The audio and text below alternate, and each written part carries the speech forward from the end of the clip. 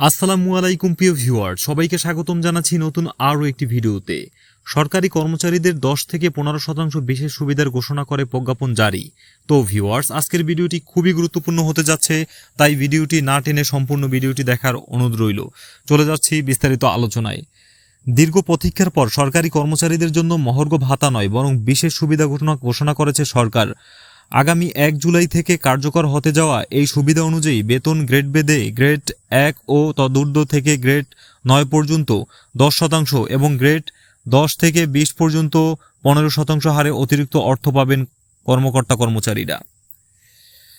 আজ মঙ্গলবার অর্থ মন্ত্রণালয়ের অর্থ বিভাগ থেকে এ সংক্রান্ত প্রজ্ঞাপন জারি করা হয়েছে। এতে আরও জানানো হয়েছে, কর্মরত ব্যক্তিদের ক্ষেত্রে এই বিশেষ সুবিধার ন্যূনতম পরিমাণ হার 1000 টাকা এবং পেনশনভোগীদের জন্য তা ন্যূনতম 500 টাকা হবে।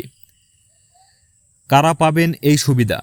জাতীয় বেতন স্কেলের আওতাভুক্ত সব সরকারি, বেসামরিক, স্বশাসিত, রাষ্ট্রায়ত্ত প্রতিষ্ঠান, ব্যাংক, বিমা, আর্থিক প্রতিষ্ঠান, বর্ডার গার্ড বাংলাদেশ, বিজিবি ও পুলিশ বাহিনীতে নিয়োজিত কর্মচারী ও পেনশনভোগীরা এই বিশেষ সুবিধার আওতায় আসবেন। গতকাল সোমবার 2025-26 অর্থবছরের বাজেটে প্রস্তাবে অর্থমন্ত্রী সালেউদ্দিন আহমেদ সরকারি কর্মচারীদের জন্য এই বিশেষ সুবিধা বাড়ানোর প্রস্তাব করেন। বাজেট বক্তৃতায় তিনি বলেন, 2015 সালের পর বেতন কাঠামো না হওয়ায় বিষয়টি বিবেচনায় নিয়ে এবারের বাজেটে সরকারি কর্মচারীদের জন্য বিশেষ সুবিধার পরিমাণ বাড়ানোর প্রস্তাব করছি।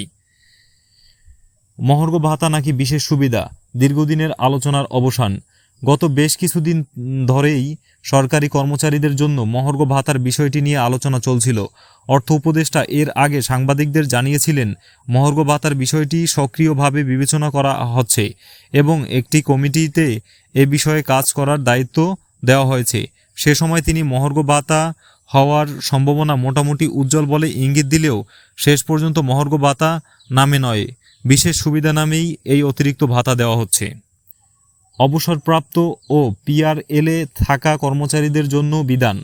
প্রজ্ঞাপন অনুযায়ী অবসরপ্রাপ্তরা ছুটিতে পিআরএল থাকা কর্মচারীরা পিআরএলএ যাওয়া আগ পর্যন্ত সর্বশেষ প্রাপ্ত মূল বেতনের ভিত্তিতে বর্ণিত গ্রেড ভিত্তিক হারে বিশেষ সুবিধা পাবেন। যারা পেনশন পুনর্স্থাপন করেছেন তারা সরকার থেকে প্রাপ্ত পেনশনের বিদ্যমান অংশের উপর উল্লিখিত গ্রেড ভিত্তিক হারে এই সুবিধা ভোগ করবেন। তবে কিছু ক্ষেত্রে এই সুবিধা প্রযোজ্য হবে না। যেসব অবসরপ্রাপ্ত কর্মচারী মোট পেনশনের 100% অর্থাৎ সম্পূর্ণ অংশ সমর্পণ করে এককালীন আনুতোষিক উত্তোলন করেছেন এবং এখানে পেনশন পুনর্স্থাপনের উপযুক্ত হননি, তারা এই বিশেষ সুবিধার আওতায় আসবেন না। এছাড়া বিনা বেতনে ছুটিতে থাকা কর্মচারীরাও এই সুবিধা থেকে বঞ্চিত হবেন। তো ভিউয়ার্স, এই ছিল আজকের ভিডিওতে। ভিডিওটির শেষে একটি রিকোয়েস্ট, আমাদের ভিডিওটি যদি ভালো লাগে অবশ্যই একটি লাইক এবং পরবর্তী সকল আপডেট সবার প্রথমে পেতে চাইলে চ্যানেলটি সাবস্ক্রাইব করে সাথেই থাকবেন। আল্লাহ হাফেজ।